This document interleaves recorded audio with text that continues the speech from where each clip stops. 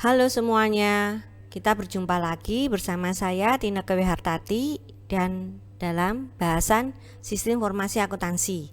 Kali ini saya akan membahas mengenai siklus penggajian dari buku Romney dan Steinberg. Oke, kita masuk. Di bahasan kali ini saya akan membahas apa aja sih aktivitas-aktivitas dalam siklus penggajian, kemudian informasi apa yang dibutuhkan, juga informasi apa juga yang dihasilkan dari siklus ini, kemudian apa yang bisa menjadi ancaman dalam siklus penggajian ini.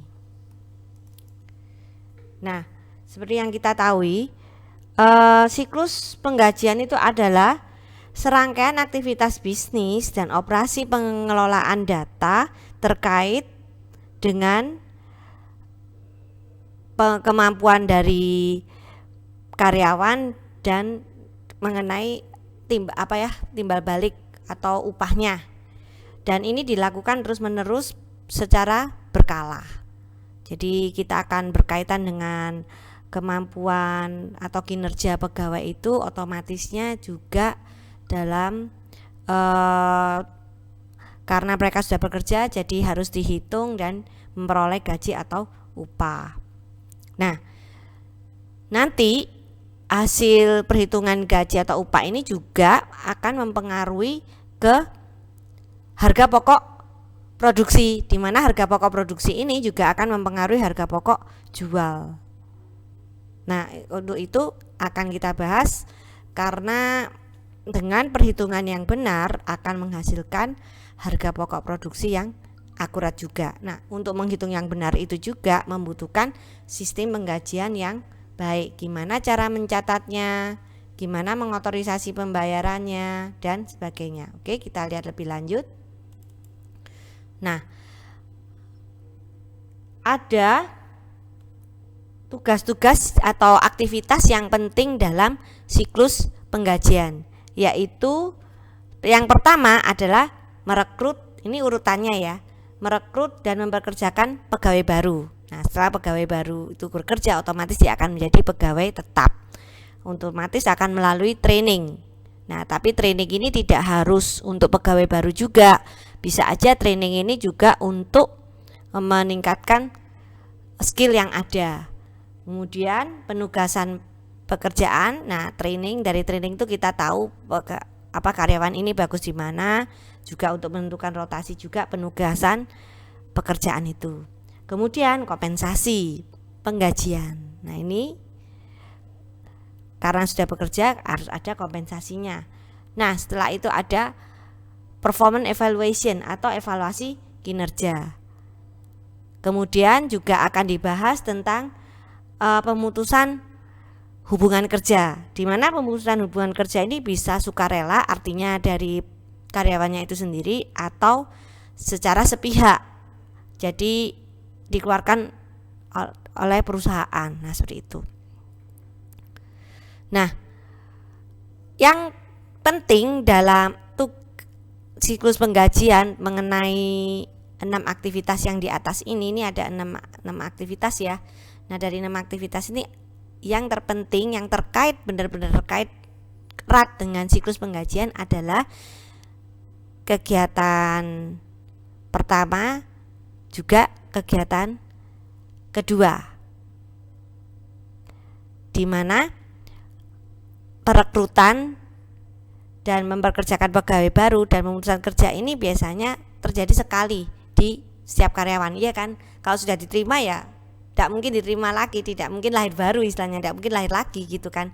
Jadi kalau sudah diterima ya dia akan menjadi pegawai tetap, bukan pegawai baru lagi. Jadi hanya sekali, oleh karena itu dikatakan penting itu karena kita harus melakukan dengan baik, karena ini terjadi cuman istilahnya one in lifetime. Nah, seperti itu.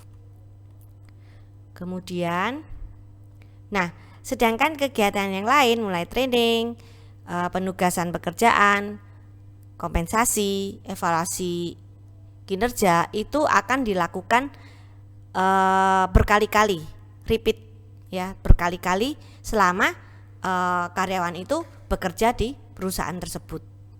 Sedangkan yang dua tadi itu hanya sekali. Oke.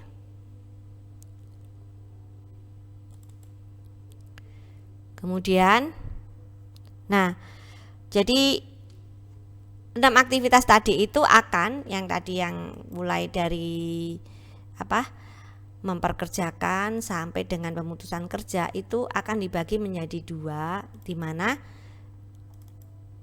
ada yang masuk di payroll system, ada yang masuk di HRD system.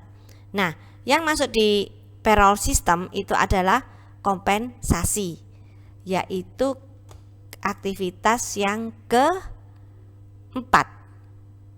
Ini yang nanti kita juga bicarakan tuh kebanyakan terkait dengan kompensasi, karena itu yang terkait dengan payroll system atau siklus penggajian.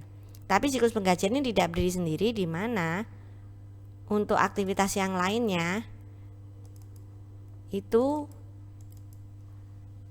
dikendalikan oleh HRD system, yaitu mulai perekrutan sampai training, penugasan, evaluasi kinerja, dan pemutusan pekerjaan. Tapi ini juga bukan artinya HRD system tuh berdiri sendiri, karena data dari payroll system itu juga sebagian besar berasal dari HRD system. Contohnya pegawai baru, otomatis payroll system harus diinfoin kalau ada karyawan baru, maka akan masuk di siklus kompensasinya. Juga berapa besar gajinya, tarif upahnya, itu juga informasi dari HRD system yang bisa dihitung di siklus penggajian. Oke. Nah, oleh karena itu HRD system itu sangat penting untuk mengatur, karena dia itu terkait dengan human capital. Jadi di perusahaan itu karyawan itu termasuk aset yang bernilai ya, human capital.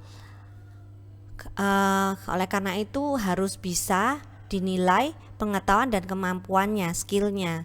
Jadi kalau bisa itu dibikin gimana supaya bisa memperoleh kompensasi yang tepat juga, dan memonitor pengembangan dari kemampuannya. Makanya itu training itu juga termasuk dalam HRD system. Oke. Nah, berikut adalah yang terkait dengan siklus penggajian, yaitu HRD departemen, karena dia yang memproses tadi, mulai hiring, mulai mendapatkan pegawai sampai pemutusan kerja, juga dia yang juga terkait dengan tarif-tarifnya, mulai baik gaji pokok maupun tarif upah. Dan perubahannya, kenaikannya itu juga ditentukan oleh HRD system, HRD departemen. Karyawan sendiri itu juga merupakan pemain di siklus penggajian, di mana karyawan ini yang nantinya harus dihitung juga, dia punya data-data seperti sudah menikah atau belum menikah, itu akan mempengaruhi perubahan dalam siklus penggajian. Kemudian departemen di mana karyawan-karyawan itu bekerja itu akan menyediakan data mengenai waktu bekerjanya. Bisa kalau misalnya ini berdasarkan dibayar per jam, maka benar-benar harus menyajikan data jam kerja yang benar. Kemudian pemerintah, ya, ini terkait dengan pajak penghasilan dari tiap karyawan. Kemudian asuransi seperti sekarang itu ada BPJS. Nah, itu akan minta perusahaan untuk memotong atau mengkaitkan dengan penggajiannya. Oke, kalau digambar di FD-nya akan menjadi seperti ini. Jadi mereka akan mengaruhi kemana aja. Setiap perubahan akan mempengaruhi, karena siklus penggajian ini dibilang tetap ya enggak. Kalau ada perubahan tarif, nah akan mempengaruhi perhitungan. Tapi mungkin sistemnya sih tetap, selama tidak ada aturan yang signifikan ya, seperti sekarang ini ada aturan signifikan, yaitu dari before pandemi itu banyak yang kerja di kantor offline, sekarang online, otomatis sangat mempengaruhi siklus penggajian. Nah, itu akan merubah siklus penggajiannya, sistem prosedurnya. Tapi kalau tidak ya, peraturan-peraturan atau kebijakan-kebijakan itu untuk mengaruhi perhitungannya dalam penggajian.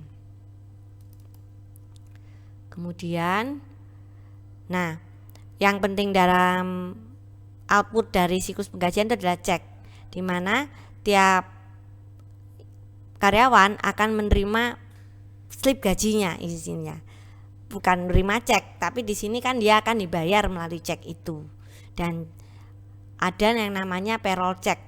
Nah, nanti ini cek ini secara global, cek itu jumlah total dari seluruh karyawan yang digaji akan dikirim ke bank. Kalau bekerja sama dengan bank dalam siklus penggajiannya, nanti akan mentransfer sejumlah uang ke masing-masing rekening karyawannya dari payroll check itu, dari rekeningnya perusahaan ke rekeningnya para karyawan. Dan ada sebagian cek yang harus dibayarkan ke pemerintah terkait dengan yang tadi kayak BPJS juga pajak, karena jumlahnya nggak kecil. Tapi kalau misalnya kita bayar BPJS perorangan sih kecil ya, tapi kalau banyak ya makanya melalui cek. Oleh karena itu harus dipastikan cek ini dikeluarkan sudah dihitung dan dengan kepastian kalau sudah dihitung dengan benar dan sudah mendapatkan otorisasi. Itu nanti siklus penggajian ini juga akan menghasilkan berbagai macam report. Nah, karena karyawan itu sangat bernilai ya, jadi saya kaitkan dengan human capital, maka kalau terjadi perputaran karyawan yang terlalu tinggi itu ekspensif, mahal. Artinya karyawan tuh sering keluar masuk, ya otomatis perusahaan akan rugi. Selain dari produktivitas ya, karena karyawan baru itu kan harus belajar lagi, harus training, magang, akan mempengaruhi kemampuan bekerjanya, karena orang baru sama orang yang biasa sudah kerja akan berbeda produktivitasnya. Tapi selain itu juga akan membuat biaya gaji itu akan tinggi, karena kan ada karyawan baru, tapi karyawan lama ini kan juga hitungannya lain ya. Kalau mau berhenti itu kan ada kayak tunjangan dan lain-lainnya yang harus dibayar oleh pemerintah. Nah itu makanya ini harus dijaga juga. Ya ini perannya kalau tentang turnover karyawan itu sangat berpengaruh oleh HRD, bagian HRD, bukan payroll system sih. Nah di sini yang diharapkan dari SIA itu kalau bisa paling tidak untuk waktu dan kehadiran menyiapkan pembayarannya itu dikerjakan dengan baik, tapi diharapkan juga SIA ini dapat membantu dalam memanage intellectual capital yang terkait dengan human capital tadi dan human resource. Artinya ya dibikin matrik atau sistem penggajian dalam arti tarifnya ya. Nah gaji pokoknya disusun, kalau misalnya level manajemen segini, tentunya kapasitas yang diharapkan, yang standar yang diharapkan dari level manajemen segini itu adalah ini. Nah itu diharapkan SIA dapat membantu juga supaya dapat efektif yang dibayar sesuai dengan kemampuan. Nah seperti saya bilang tadi, payroll memang harus bekerja sama dengan HRD ya, karena di situ data tentang pegawai yang terkait dengan pembiayaan juga kemampuan dan pengetahuan akan terdata di HRD system. Kemudian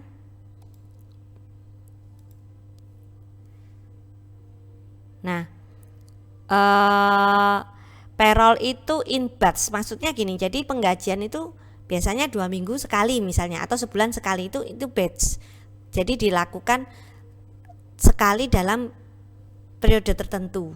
Nanti di periode, artinya periodically ya. Nah itu nanti dihitung.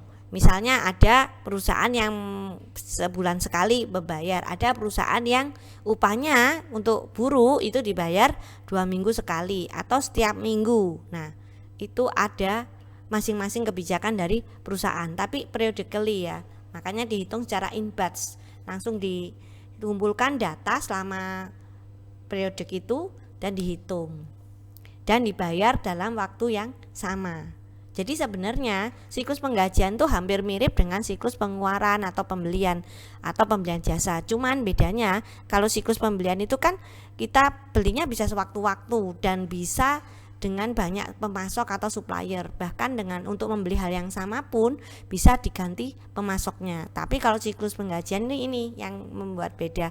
Tapi sebenarnya secara logikanya harus menyiapkan bukti-bukti sebelum membayar itu sama. Cuman dia ceknya dibayar secara sistem penggajian ini bekerja secara periodically dan membayarnya sekaligus dalam waktu yang sama, yaitu setiap 2 minggu atau setiap tanggal tertentu. Nah gitu. Ada seperti perusahaan yang bayar setiap tanggal 27, ada perusahaan yang bayar setiap tanggal 30. Nah itu macam-macam, tapi dibayar bersamaan. Tidak ada yang ini dibayar dulu, ini dibayar dulu, nggak ada. Kecuali sistemnya ya. Kadang-kadang ada perusahaan outsource yang untuk tim ini dibayar setiap, untuk misalnya outsource yang bekerja di kampus X dengan outsource misalnya ini satpam ya, satpam outsourcing satpam yang bekerja di kampus X dengan di kampus Y itu tanggalnya berbeda karena menuruti tanggal dari kampus itu, bukan tanggal dari perusahaan outsourcing. Nah seperti itu mungkin dibayarnya bukan tidak sama, tapi tergantung kondisi tempat satpam itu bekerja. Di kampus itu pasti dibayar sama juga. Saya harap ini dapat dimengerti ya. Jadi kalau kita bekerja di satu perusahaan itu dibayarnya bersamaan. Tapi kalau tenaga outsourcing itu kan dia ikut perusahaan outsourcing tapi dikerjakan di tempat kampus X atau kampus Y, maka akan mengikuti kampus X yang bekerja di kampus X yang ditempatkan kampus X dan mengikuti kebijakan kampus Y yang ditempatkan di kampus Y, walaupun mereka ini adalah pegawainya perusahaan outsource yang ini gitu. Jadi tidak bisa dibayar bersamaan karena tergantung penempatan dia di mana. Tapi bukan artinya tidak dibayar sama gitu ya. Nah ini ada 7 aktivitas dasar dalam siklus penggajian ya. Yang pertama adalah mengupdate payroll master file. Nanti saya jelaskan juga master file itu apa, karena sebelum-sebelumnya kita tidak mengenal master file. Kemudian update tax rate atau pengurangannya itu terkait dengan peraturan pemerintah. Kemudian gimana dalam menvalidasi jam kerja atau kehadirannya, karena tidak langsung dihitung diterima gitu aja, itu butuh proses juga. Kemudian menyiapkan pembayarannya, terus melakukan pembayaran dan menghitung potongan tunjangan karyawan, juga pajak, kemudian membayar potongan-potongan tersebut, tunjangan tersebut dan pajak. Jadi setelah dihitung penggajiannya, menyiapkan penggajian, kemudian dibayar. Nah nanti biasanya pada masa pembayaran pajaknya atau tunjangannya akan dibayar dan dibayar ke pemerintah. Tapi 2 ini tidak masuk di kasus kita ya. Cuman kalau secara lengkap siklus penggajian itu sampai kita bayar pajak ke pemerintah. Nah kemudian ini ada yang pertama. Jadi di sini ada 7. Nah ini update payroll master file adalah yang pertama. Maka bisa dilihat di sini ya, dari judulnya ini menunjukkan aktivitas apa yang dibahas. Oke. Jadi master file itu seperti data karyawan. Jadi kalau kita punya handphone tuh ada data kontak number, di mana di situ ada nama teman kita, alamat teman kita, nomor handphonenya, line-nya, emailnya. Nah itu master file di handphone. Nah sama di perusahaan, untuk siklus penggajian punya master file yang namanya master file karyawan, di mana di dalamnya itu ada data tentang karyawan, mulai data pribadi seperti nomor KTP, handphone, status nikah atau belum nikah anaknya, itu karena pengaruh ke perhitungan penggajian nanti waktu menghitung pajak. Kan ada, kalau sudah menikah maka potongannya segini, kalau sudah menikah punya anak 1 ada potongannya segini. Nah itu. Terus selain itu dalam master file itu juga ada tentang tarif-tarif. Seandainya dia tarif yang mungkin ada yang dibedakan karena tarif upah yang berdasarkan lama kerja. 1 tahun maka tarifnya segini, 2 tahun maka tarifnya segini, atau berdasarkan level juga gaji pokoknya. Nah, di situ di dalam master file itu terdapat data-data seperti itu. Oleh karena itu, ini sangat berkaitan dengan siklus penggajian karena siklus penggajian akan menghitung dari data-data tersebut. Kalau misalnya ada perubahan, oh ya harus dimasukkan segera, dan biasanya keputusan itu sebaiknya berpengaruh ke yang berikutnya. Makanya biasanya SK, oh ya ada kenaikan tentang tarif itu harus ada tanggal berlakunya. Nggak bisa cuma naik gaji, ya naik gaji ini mulai kapan? Belum tentu diumumkan tanggal 15 langsung dihitung. Bisa aja diumumkan tanggal 15 tapi untuk penggajian periode berikutnya, next pay period. Nah, seperti itu. Makanya kalau misalnya ada SK kenaikan, ada SK perubahan penggajian, atau ada SK yang berkaitan dengan siklus penggajian, itu surat keputusan itu harus mengandung berlaku mulai kapan. Nah, seperti itu. Juga kalau ada pegawai yang sudah tidak bekerja lagi gitu ya, jadi datanya jangan langsung dihapus dari master file, biarin aja, karena bisa mungkin akan mempengaruhi, kan namanya pajak nanti kan akan dihitung, ada yang namanya SPT ya, dihitung tahunan. Nah, mungkin akan berpengaruh ke situ. Juga biasanya sih juga terpengaruh untuk, jadi gini, master file itu tergantung perusahaannya sih. Ada yang datanya tetap disimpan tapi tidak aktif. Artinya waktu penghitungan dia tidak akan ikut terhitung. Dia semacam di blok gitu ya. Kalau di handphone kita itu dia tidak di delete tapi di blok. Jadi waktu transaksi apa-apa dia tidak bisa ikut. Nah, seperti itu. Sebaiknya di siklus penggajian atau HRD ini juga datanya karyawan yang sudah berhenti di blok aja atau di inactive, sehingga tidak ikut di penggajian tapi dia tetap tersimpan ya, karena supaya kalau misalnya dia melamar lagi itu bisa terdetek kan. Orang yang di HRD tidak bisa selalu tetap, dan apalagi kalau ini perusahaan multinasional ya. Nah, data itu kan kalau di keep, dia misalnya biar dulu kerja di tempat sini, kemudian kerja di perusahaan, melamar di perusahaan yang sama di tempat lain, tuh bisa terdetek. Ya kalau syukur-syukur kalau pegawai itu bagus ya segera diterima aja, tidak usah terlalu lama untuk prosedurnya. Mungkin waktu berhenti waktu lalu ada alasan tertentu. Tapi kalau misalnya pegawai itu diberhentikan sepihak, ya mungkin sebaiknya tidak diterima di perusahaan ini walaupun di cabang yang berbeda. Untuk supaya bisa kayak gitu, nah datanya jangan dihapus dulu juga, supaya dia tercatat juga, selain untuk kepentingan pajak ya dan perhitungan penggajian lainnya. Jadi ya kalau misalnya ada perubahan sebaiknya jangan HRD keep diem aja, tapi dia harus menginformasikan juga ke payroll department karena itu akan mempengaruhi ke hitungannya.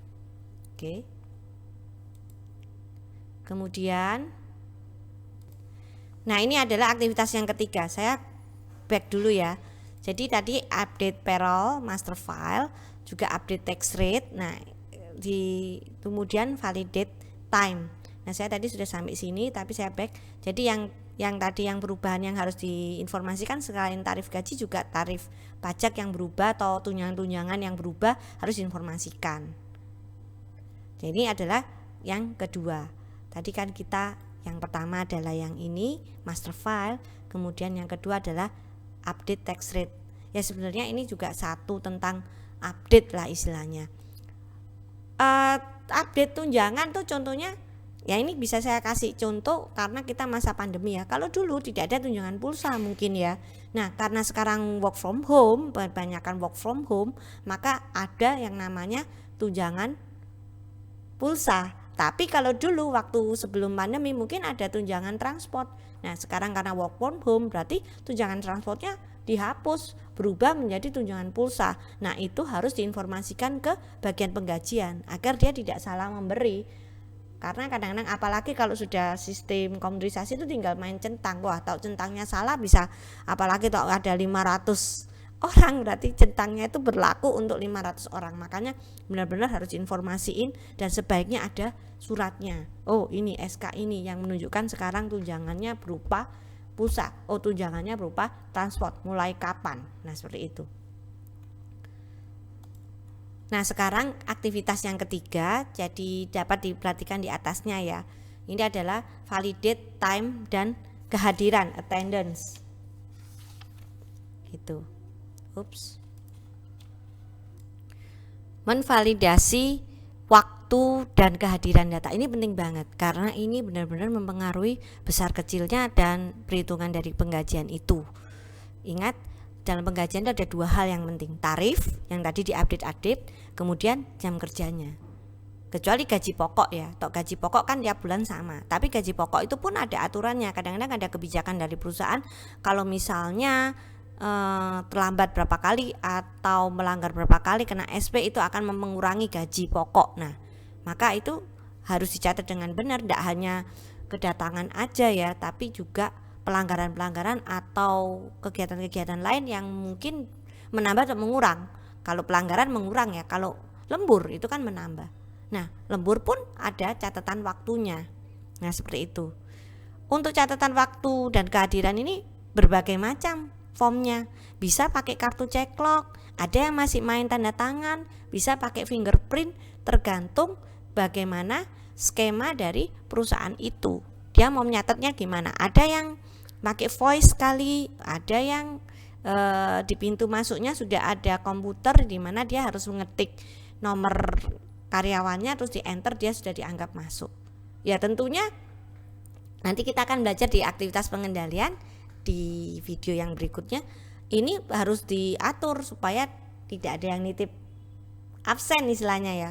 Kartu ceklok kan bisa dititipin. Nah, itu harus gimana? Biasanya sih di dekatnya kartu ceklok itu ada CCTV di mana setiap karyawan cuma bisa satu kali input, sama dengan mengetik nick di atau nomor karyawan di komputer juga ada CCTV-nya gitu. Nah, terus kalau misalnya fingerprint, nah misalnya listrik padam, nah apa? Harus ada plan B-nya juga, harus ada tanda tangannya, harus ada yang ngawasin waktu tanda tangan. Nah, seperti itu. Intinya sangat penting informasi waktu dan kehadiran ini dicatat dengan benar. Apalagi untuk karyawan yang dibayar berdasarkan kehadirannya. Termasuk dosen. Dosen ini juga dibayar berdasarkan kehadirannya. Makanya setiap kampus punya sistem di mana memastikan dosen itu tidak hadir ke kampus aja, tapi juga masuk kelas gitu ya. Dan masuk kelas mengajar sesuai dengan standar yang sudah disepakati atau kontrak kerja yang disepakati. Makanya kalau saya mengajar itu kan di awal-awal, apalagi musim pandemi, musim ya, pandemi itu bukan musim, pada saat pandemi gini kita melakukan perkuliahan online. Nah, itu kan kampus tidak lihat sendiri dengan matanya ini dosen masuk kelas atau tidak, karena kelasnya kan kelas online, tapi dia harus memastikan. Nah, ada sistem yang macam-macam diangkat oleh masing-masing kampus. Ada yang harus foto, di mana fotonya itu menunjukkan jam komputernya atau jam laptopnya atau handphonenya, dan foto ini harus diupload, tidak bisa ngambil dari galeri. Nah, itu untuk memastikan kalau si dosen ini sudah ada di kelas. Jadi macam-macam, pasti berubah sebelum pandemi dengan setelah pandemi ini cara penghitungan kehadiran pasti berubah. Nah, itu harus dipastikan dengan baik karena akan mengaruhi penggajian gitu ya. Otomatis tidak harus cuman waktunya, juga kualitas atau kemampuan yang diserahkan pada jam itu oleh perusahaan terima, istilahnya kayak gitu. Jadi istilahnya bayar orang tidak rugi. Nah, seperti itu, sesuai dengan standar yang diminta atau kontrak kerja yang diminta. Nah, seperti itu. Makanya harus dipastikan. Tapi ada yang gaji tetap juga, dan gaji tetap pun ada aturan mainnya sendiri. Nah, itu juga akan mempengaruhi kehadiran lah. Nggak mungkin orang terima gaji tetap terus boleh tidak ke kantornya, kan nggak mungkin. Pasti dia juga ada presensi, cuman dia memang tidak dibayar berdasarkan jamnya. Tapi kalau misalnya gaji tetap pun ada lemburan kan ya. Nah, lemburan mungkin dihitung berdasarkan kehadiran. Jadi gaji tetap plus lemburnya itu berdasarkan kehadiran kali atau berdasarkan per project. Nah, itu harus ada cara atau gimana menangkap waktu dan kehadiran data ini dan bisa divalidasi. Kalau divalidasi itu artinya ya ini benar bisa dimasukkan sebagai penghitungan gaji. Jadi sebelum dihitung itu waktu dan kehadiran data waktu dan data kehadiran karyawan itu harus divalidasi juga. Biasanya yang validasi itu atasan langsung. Misal departemen pemotongan, maka yang ngatasin, yang nanda tanganin adalah mandor departemen pemotongan. Misalnya di pabrik ini ya, Nah, karena apa? Mandor departemen pemotongan tuh yang lihat. Nah, sama dengan juga di kantor, misalnya tentang kehadiran karyawan sales, karyawan penjualan, otomatis yang meng-ACC adalah manajer penjualan, karena dia yang mengawasi langsung, dia yang bisa memvalidasi, dia yang bisa istilahnya memastikan kalau ini sudah benar. Nah itu makanya tadi yang berdasarkan ini yang ini kita bisa lihat various department, itu artinya yang memvalidate waktunya, yang waktu bekerja ini. Oke. Biasanya banyak perusahaan yang memakai ceklock time card. Tapi time card ini macam-macam ya, bisa dipakai yang dijual biasanya ada alatnya, tinggal dimasukkan di alat tuh ceklek gitu, nanti bisa waktu hadir ceklek, waktu pulang ceklek lagi. Nah, seperti itu. Tapi hari gini juga banyak juga yang menggunakan fingerprint. Kok kenapa yang masih ada yang pakai ceklock ya? Karena kalau fingerprint itu kan sidik jari. Biasanya diminta cadangan, misalnya sidik jarinya yang untuk di fingerprint ini itu jempol, tapi pasti ada jari lain yang untuk cadangan, takutnya jempol terluka maka bisa menggunakan cadangan. Nah, ada perusahaan di mana mungkin dalam proses produksinya itu kemungkinan bukan melukai tangan ya, bikin beset ya. Beset itu bahasa Indonesianya dibilang melukai ya nggak melukai, kayak bikin garis di sidik jarinya atau di jarinya, otomatis itu akan mempengaruhi bentuk sidik jarinya kan, sehingga waktu dibaca di fingerprint tidak bisa. Nah, untuk perusahaan-perusahaan tertentu mungkin tidak bisa menggunakan fingerprint ya, karena ada masalah yang tadi saya bilang, proses produksinya itu akan mempengaruhi kondisi jari-jarinya. Nah, seperti itu. Jadi nanti di total semua kehadirannya, terus nanti masuk ke siklus pembayaran. Ada juga job time atau time card atau kartu yang tidak hanya menunjukkan kehadiran aja, tapi dia juga ini terutama untuk yang ada perusahaan yang gini, kalau karyawan ini menjalankan mesin ini tuh dengan menjalankan mesin yang lain itu dia itu lebih besar tarifnya atau hitungannya. Nah, jadi di kartu itu juga menunjukkan kalau dia sudah bekerja di mesin ini, sehingga harus dibayar lebih ya sesuai dengan struktur penggajiannya. Kan ada struktur penggajian itu apa ditambah apa dikurangin apa. Nah, itu setiap slip gaji itu akan beda-beda. Ada yang gaji pokok ditambah lembur dikurangi tunjangan, ada yang kayak gitu, dan pajak. Ada yang ditambah gaji pokok ditambah lembur ditambah keahlian khusus ya, seperti menyalakan mesin tertentu yang ada di job time ticket. Nah, terus kemudian apa lagi gitu. Ada yang berdasarkan hasil pengerjaan, kalau selesai segini langsung itu kayak borongan ya, kayak bukan per hours tapi per hasil kerjaan, tergantung kontraknya masing-masing perusahaan. Makanya di siklus penggajian itu sebelum kita bahas prosedur itu kita harus tahu kebijakan atau aturan mainnya, dia menjalankannya gimana kebijakan ini gitu ya, apa yang bisa mengurangi dan apa yang bisa menambah dari sistem penggajian itu. Beda dengan siklus pendapatan dan siklus pembelian, tidak ada kebijakan yang ya ada sih terutama untuk retur, tapi tidak sedetil penggajian yang sangat-sangat mempengaruhi ke siklus penggajiannya. Jadi biasanya yang gaji tetap itu karyawan di kantor ya, kayak manajer atau staff ya. Biasanya sih tetap harus presensi, tetap harus hadir, tapi tidak sampai harus dihitung per jam kerjanya. Oh, ini harus hadir 8 jam atau gimana. Tapi tetap ada aturan main untuk kehadirannya. Oleh karena itu apalagi nih ya, sekarang mau Desember, biasanya orang akuntan yang kerja di KAP atau hukum, ini yang saya bicara yang kerja di KAP aja. Kalau waktunya Desember sampai Maret nih, sampai Mei bahkan tuh ya, itu kan waktunya pelaporan pajak. Waktu Desember penutup buku, Maret lapor pajak pribadi, Mei lapor pajak perusahaan. Wah, ini jam lemburnya tinggi. Dan karena melayani klien, jam lembur tuh kadang-kadang dibebankan ke klien yang bayar. Nah, itu harus disajikan dengan baik gitu ya, bisa di trace. Oh ya benar, ini loh si ini ya waktu kan dia kan bisa aja satu pegawai punya 2 klien di perusahaan yang berbeda. Bagaimana jam lemburnya itu harus tepat. Kalau dulu kamu lembur di perusahaan A ya dibayar di si A, kalau lemburan di B ya dibayar si B. Tidak bisa lembur di B dibayarkan di A karena tarifnya A lebih besar misalnya, kayak gitu nggak bisa. Nah, itu oleh karena itu harus bisa dilaporkan, disajikan dengan baik, di trace dengan baik, sehingga bisa mendapat klien juga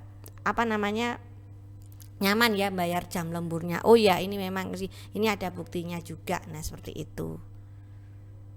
Nah, untuk penjualan itu berkaitan dengan komisi penjualan. Ya, harus ada aturan mainnya, dan juga jangan hanya aturan mainnya, tapi gimana perusahaan ini menghitung dengan benar dan bisa diterima oleh yang bersangkutan, kalian bersangkutan. Gimana komisinya, hitungannya. Kadang-kadang ada yang berbeda. Misalnya berhasil menjual 100 kilo, di atas 100 kilo komisinya naik. Nah, itu berarti harus ada cara perhitungannya yang baik. Ada yang kayak gini ya, kayak kebanyakan SPG di departemen store ternama. Nah, itu ada target per orangnya. Jadi kalau misalnya berhasil jual dapat komisi, tapi juga ada dituntut bonus counter. Artinya kalau counter ini mencapai penjualan segini, semua SPG yang ada di situ dapat tambahan lagi. Nah, itu aturan mainnya banyak. Jadi tergantung perusahaan. Ada yang bonus per orangan, ada yang bonus per grup, di mana satu orang bisa mendapatkan bonus per orangan maupun mendapatkan bonus per grup kalau mereka tercapai. Nah, ini sangat penting untuk pencatatannya. Jangan sampai mengecewakan, tapi jangan sampai dikadalin juga. Artinya mereka tidak mencapai tapi bisa melaporkan tercapai. Nah, ini bahaya nih. Makanya setiap laporan sebelum dihitung harus divalidasi. Otomatis divalidasi oleh manajer atau atasan dari tempat yang bersangkutan. Nah, ya pekerja akan dibayar sesuai ya, bisa aja tergantung kebijakan sih, bisa aja 2 minggu sekali, bisa aja 1 bulan, tapi biasanya untuk pabrik itu tidak mungkin 1 bulan ya, bisa aja per minggu, bisa aja 2 minggu sekali, tergantung kebijakan dari perusahaan itu. Jadi tidak hanya time, juga dilihat produktivitasnya ya. Semakin banyak karyawan juga dilihat produktivitasnya. Jangan sampai ya ini dia hadir, pokoknya hadir, tapi ternyata produktivitasnya rendah, perusahaan akan rugi. Dan ini akan terkait dengan siklus-siklus yang lainnya. Makanya sangat penting untuk mendesain tidak hanya skema bonus, tapi juga skema perhitungan penggajian yang dapat terukur. Ukurannya itu jelas, juga semua karyawan tahu, si payrollnya juga tahu aturannya, dan bisa dijalankan dengan baik gitu. Kemudian dan selaras dengan tujuan perusahaan. Ya, kalau misalnya kayak di dunia pendidikan, otomatis dosen walaupun dalam perubahan mendadak kan berubah menjadi online, ya tetap sesuai dengan tujuan dari perguruan tinggi tersebut, yaitu tetap menjalankan pengajaran pendidikan dengan baik, menyampaikan dengan baik, mahasiswa mendapatkan dan dapat dinilai, mahasiswanya memperoleh standar yang sesuai dengan kemampuannya, dinilai dan memperoleh pengetahuannya sesuai dengan tujuan perusahaan. Nah, itu juga di perusahaan juga gitu, sesuai bagian-bagiannya. Sales, ada tujuan perusahaan untuk ini, produksi juga ada gitu ya. Otomatis walaupun lembur, pokoknya ada tujuannya, terutama di hari-hari tertentu kayak akhir tahun. Mungkin dia bekerja sesuatu karena tujuannya perusahaan itu ingin melayani semua segmen pasar. Nah, seperti itu ya, harus sesuai juga dan dimonitor oleh manajemen, terutama untuk kontinuitasnya. Misalnya memang ada karyawan yang prestasinya sangat baik, mungkin perlu dinaikkan jabatannya atau ada yang perlu dilakukan. Oh, ternyata banyak karyawan yang kok keterampilannya tidak naik-naik. Nah, ini harus apa gitu ya. Harus mengadakan pelatihan yang nanti supaya dapat apresiasi yang yang pas gitu, yang keterampilannya meningkat juga, dan legal ya, terutama tentang tenaga kerja pabrik ya, itu banyak standarnya. Makanya ada serikat buruh juga untuk mengawasi pihak perusahaannya bisa menjalankan dengan baik. Buruh itu bukan dibayar semena-mena, tapi ada standarnya juga dan legal, makanya itu. Oke. Kemudian ya, kompensasi itu sebaiknya ada plannya, artinya ya harus nggak berdasarkan oh ini lagi baik ya wis tak naikkan, tapi nggak ada standarnya, ya sudah dinaikkan 1 juta, atau oh ya dinaikkan aja per jamnya jadi gini. Jangan kayak gitu. Perusahaan tuh harus punya compensation plan, artinya dia punya kayak jenjangnya gitu loh, sudah ada aturannya. Nanti kalau misalnya kamu dari level 3A misalnya naik ke 3B, maka ini yang didapat, sehingga jangan sampai kaget nanti ada ya perusahaan yang naik ada keberatan karena waktu karyawannya naik loh pengeluarannya mendadak besar ya, karena tidak ada compensation plan. Tak ada compensation plan tuh perusahaan bisa mengatur, bisa manage ini. Ada yang oh ya ini sudah waktunya pensiun maka ini naik, nah seperti itu. Dan aturan main penggajiannya atau kompensasinya itu adalah ini. Nah seperti itu. Makanya bahkan ada ini loh konsultan HRD untuk mengatur compensation plan perusahaan. Jadi dia bukan konsultan pajak, bukan konsultan akuntansi, tapi dia konsultan HRD, gimana membuat sistem kompensasi yang tepat untuk perusahaan ini, di mana human capitalnya sangat tinggi. Misalnya dia itu benar-benar bisa bekerja karena human capitalnya, atau kayak pemain sepak bola. Nah, itu pemilik sepak bolanya itu kan bukan menghasilkan barang, tapi dia bisa, klub ini bisa sukses kalau orang-orang di dalamnya itu human capitalnya itu baik. Nah, ini gimana? Harus ada compensation plan-nya juga. Makanya kita kadang-kadang lihat oh ini dijual ke sini. Nah, itu karena pengaruh ke compensation plan-nya. Mungkin si pemain sepak bola ini harus dijual untuk ditukar untuk apa? Ya, itu ujung-ujungnya karena compensation plan ini gitu. Dan untuk survival klub sepak bola yang bersangkutan ya. Itu. Jadi nah, sekarang kembali ke akuntan, diharapkan bisa memberi nasihat tentang keuangan dan efek pajak dari sistem yang dianut oleh perusahaannya, terus bisa membuat ukuran gimana harus mengukurnya. Otomatis kalau kita mengukur pasti membutuhkan dokumen, terutama cekklog. Nah, cekklog ini gimana supaya data yang didapat itu benar-benar kita bisa andalkan, bisa divalidasi. Itu caranya gimana. Kemudian jangan lupa yang namanya penggajian itu juga terkait dengan legal dan peraturan yang berlaku. Dan untuk perusahaan tertentu itu juga harus diumumkan, public disclosure. Nah, itu juga memerlukan ahlian dari akuntan. Nah, bagaimana teknologi membantu, terutama di sini sih kalau saya lihat dua ya, dalam mengumpulkan data waktu dan kehadiran. Oh ya, teknologi sangat membantu, apalagi fingerprint itu ya, electronic time clock. Oh, fingerprint itu sangat-sangat membantu. Jadi itu sangat susah ya untuk dilakukan manipulasi, karena kan ini bahkan ada perusahaan yang saya juga kaget ya, dia fingerprintnya aja cuma 1 jari. Biasanya kan kalau kita lihat fingerprint itu 1 jari, ini perusahaan ini harus 5 jari.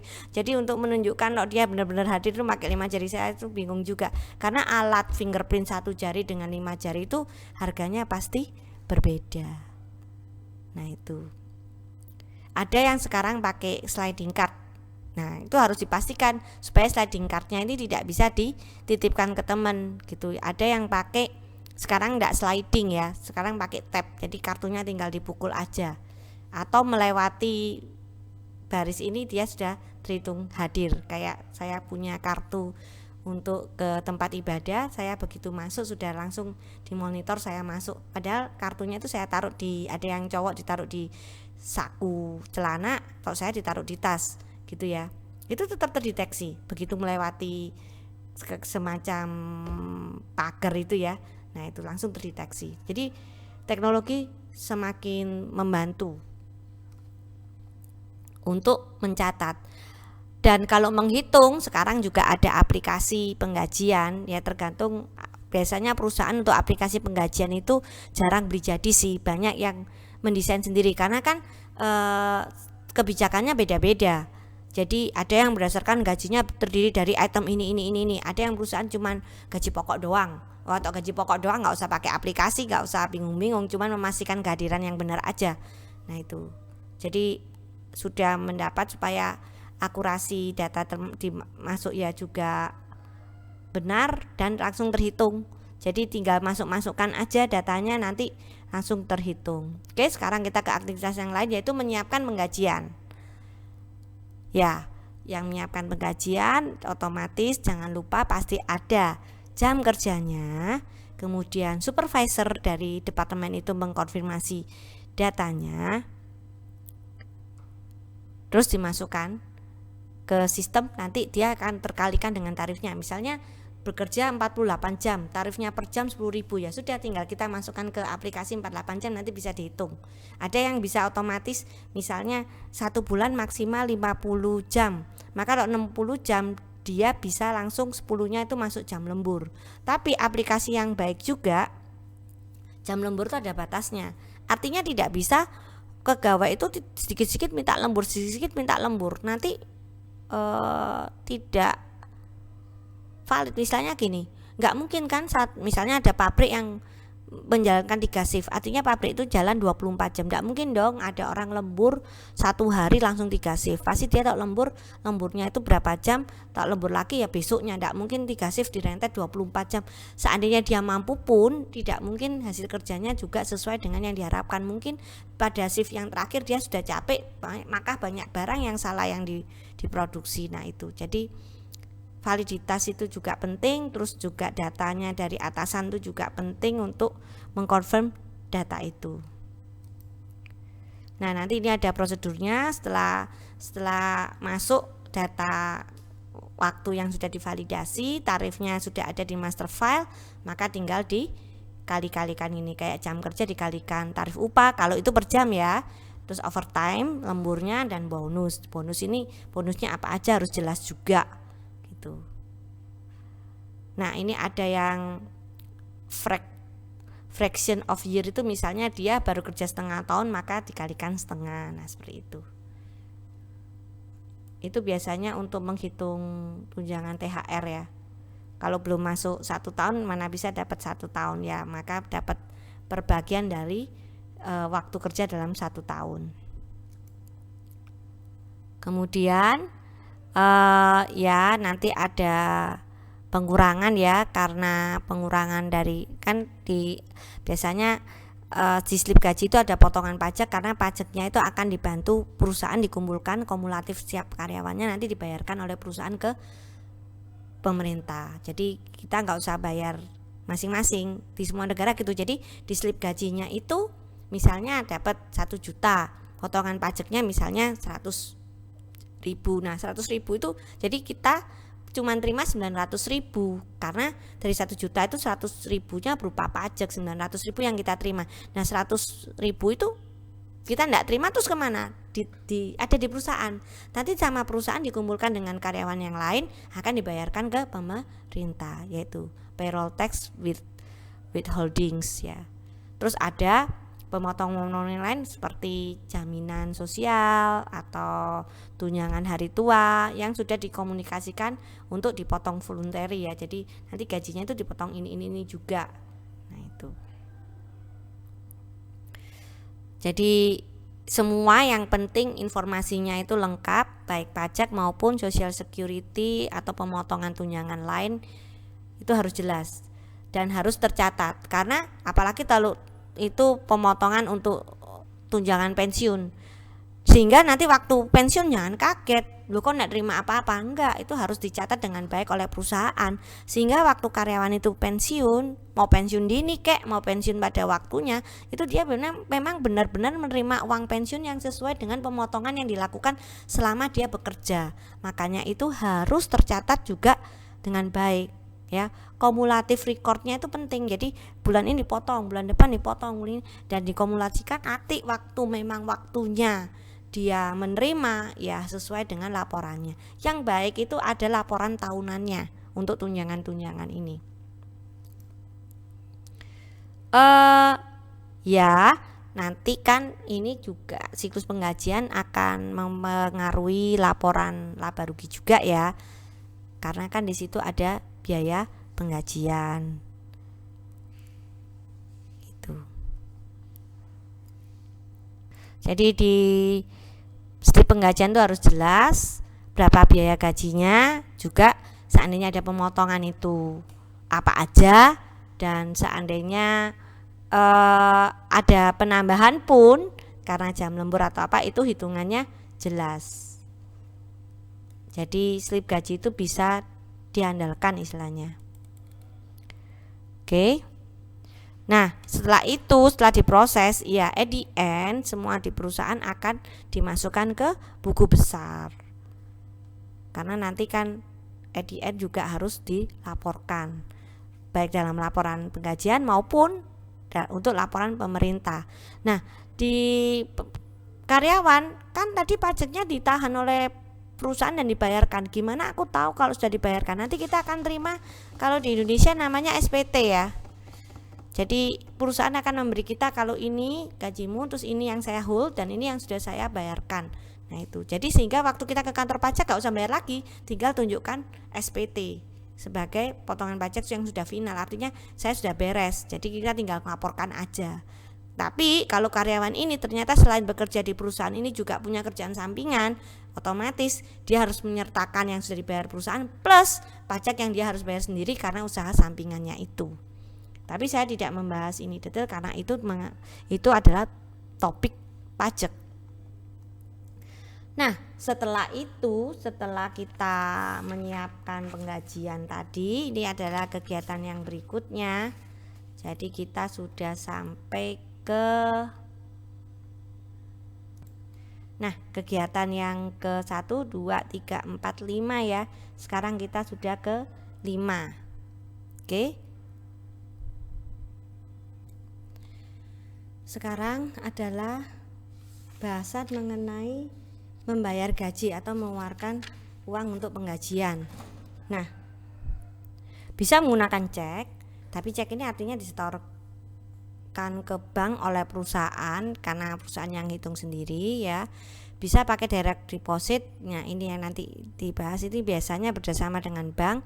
Jadi kita nanti kasih ke bank beberapa list penggajiannya perusahaan, kemudian bank yang akan mendebit akun perusahaan untuk mengkreditkan ke dalam akunnya pegawai, artinya pentransfer dari perusahaan ke rekening pegawainya. Tapi ada juga perusahaan yang masih pakai cash, jadi menyerahkan uangnya dalam bentuk cash. Mungkin untuk perusahaan manufaktur yang buruhnya itu rata-rata tidak memiliki rekening bank ya masih menggunakan seperti ini, atau construction kayak kuli bangunan.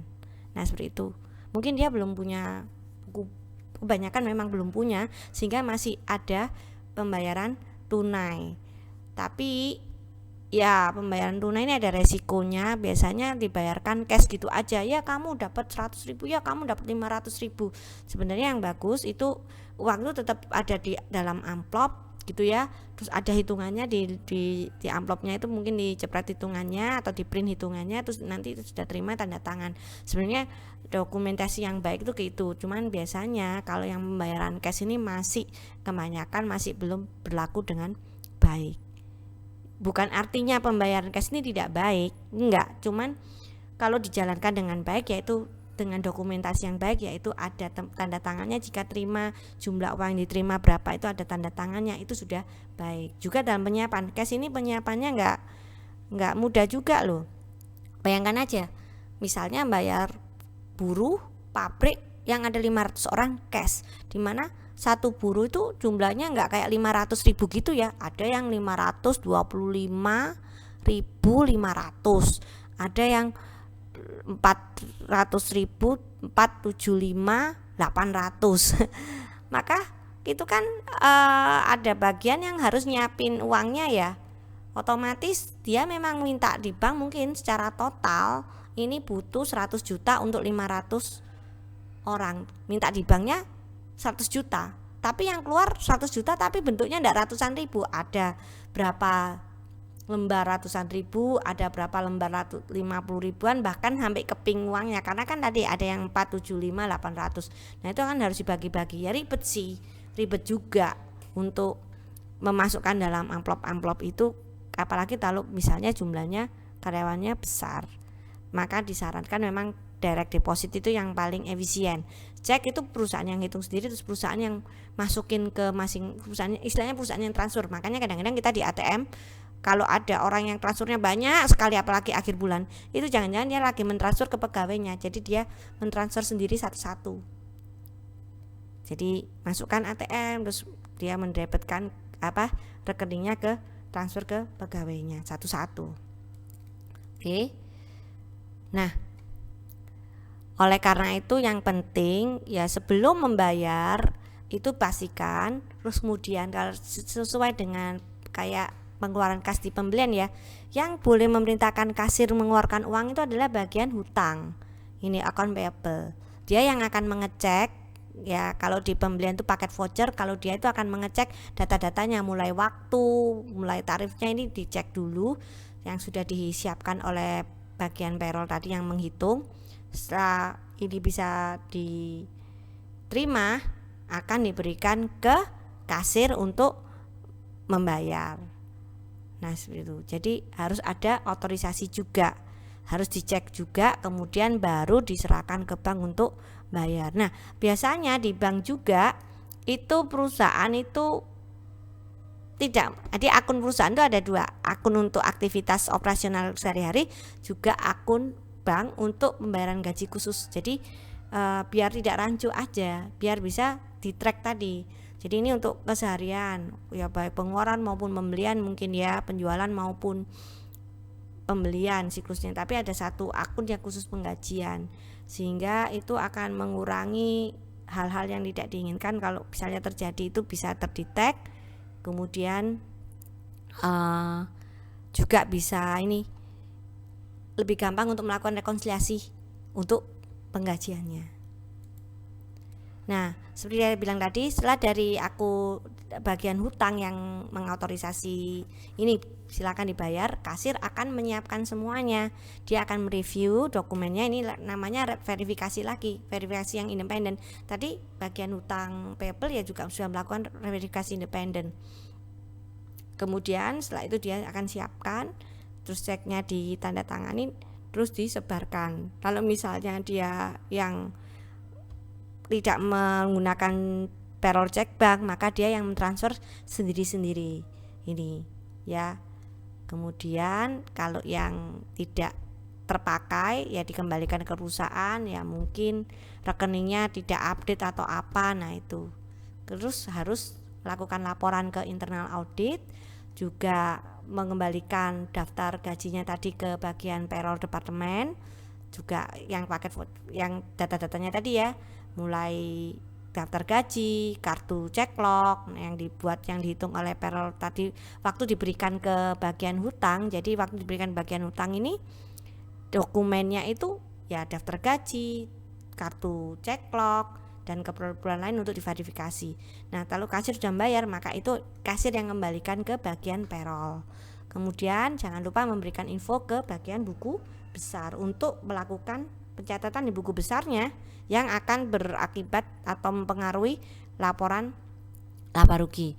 Nah yang direct deposit tadi yang menggunakan jasa bank ini efisien, jadi nanti karyawan juga akan menerima kopinya ya. Kalau di kita sih namanya slip gaji, jadi karyawan cuma menerima slip gaji doang, nggak terima duitnya, tapi duitnya sudah langsung ditransfer ke rekeningnya oleh bank, di mana bank akan mendapat data dari perusahaan dan dia akan melakukan transfer dengan aplikasi yang dimiliki masing-masing bank yang ada nomor rekeningnya.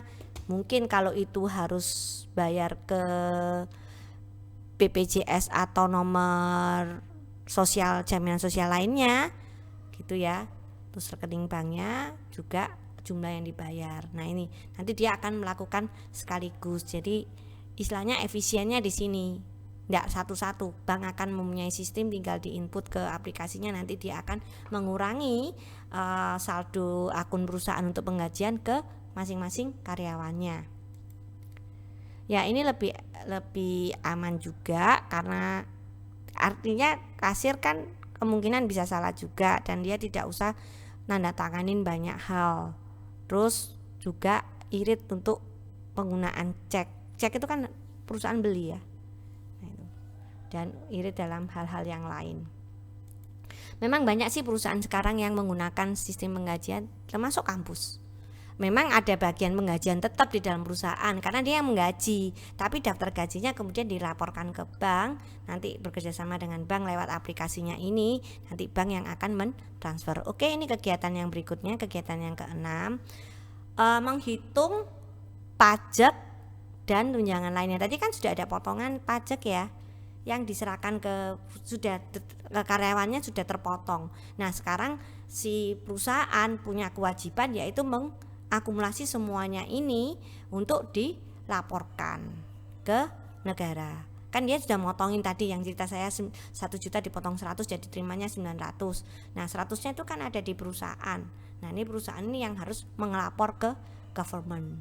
Juga membuat laporan SPT-nya juga. Biasanya laporan SPT itu kalau di Indonesia karyawan biasanya nerimanya waktu awal Maret atau pertengahan Maret, karena di Maret itu si karyawan ini juga harus melaporkan pajaknya sendiri, tapi dia tidak perlu membayar karena sudah dibayarkan oleh ya ini perusahaan ini karena sudah dihitung di sini. Nah, kalau sudah dihitung dibayarkan ke pemerintah sesuai dengan tanggung jawabnya ya. Oke, kemudian ya sekarang ada tempat kerja yang outsourcing gitu ya. Biasanya cleaning service atau satpam saat ini mereka sekarang ada ya untuk urusan bersih-bersih juga yang outsource. Nah ini sih tidak semua yang menggunakan, tapi biasanya yang menggunakan ada small and mid size business ya, karena dia tidak perlu mengeluarkan pelatihan lagi untuk urusan beginian ya. Kemudian sudah ada aturannya, dia tinggal tahu dengan bagian outsource-nya ini. Seandainya ini tidak masuk gimana gantinya, dia tidak perlu cari-cari lagi, jadi lebih efisien. HRD juga dia lebih fokus ke human capitalnya untuk urusan operasional perusahaannya sendiri. Untuk hal-hal yang lain yang bukan main, yang bukan kegiatan utama perusahaan, dia outsourcing-kan. Seperti itu. Oke. Nah, ini sama untuk keamanan, tujuan, prosedur untuk pengendalian ya. Jadi semua transaksi itu harus diotorisasi.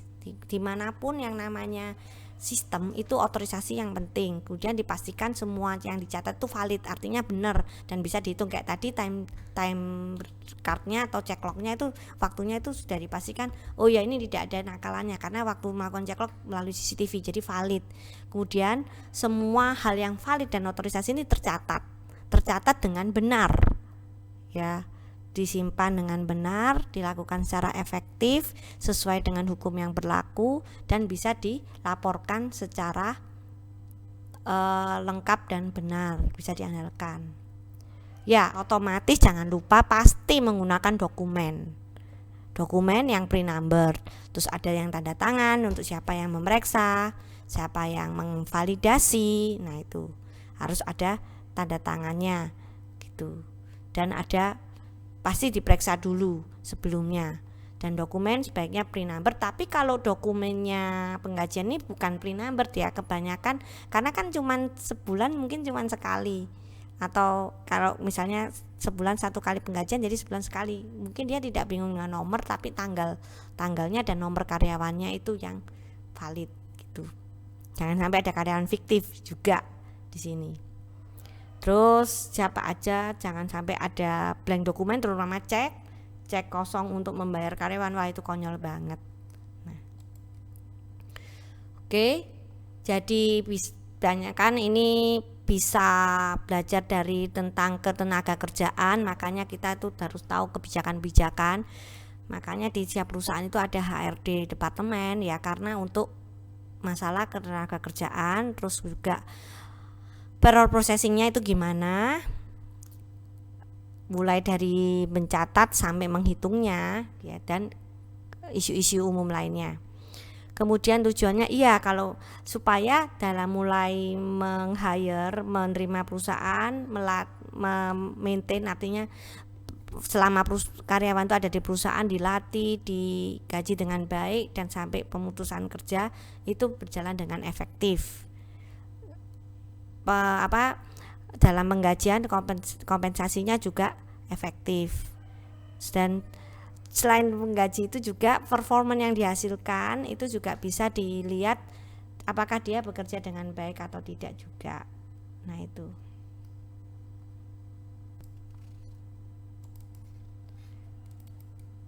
Oke, ini adalah kejadian-kejadian yang bisa terjadi di siklus penggajian.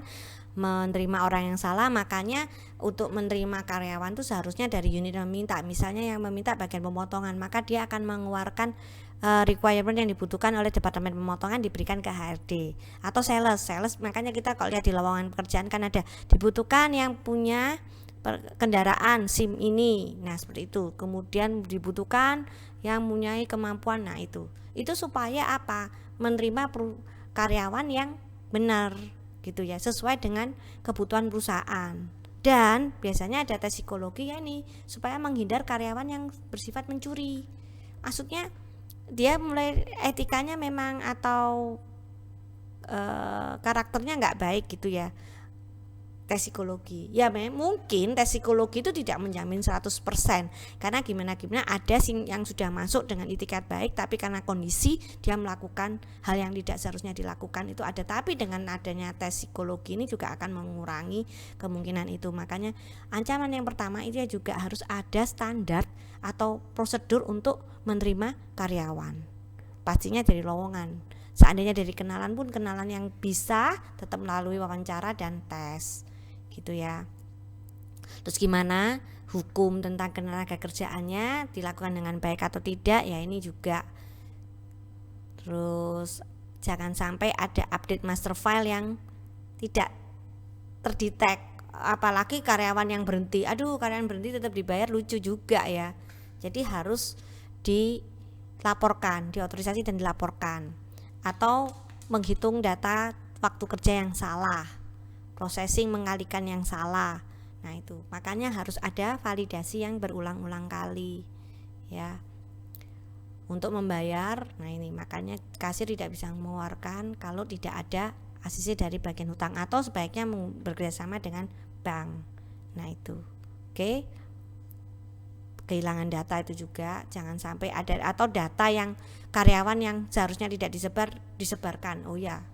Membuat karyawan itu tidak nyaman kerja atau dia merasa di nama baiknya terganggu ya, itu juga pengaruh sih ke kondisi kerjaan ya. Terus atau ini harus ada evaluasi kinerja tiap karyawannya. Oke. Nah, kita sudah sampai akhir.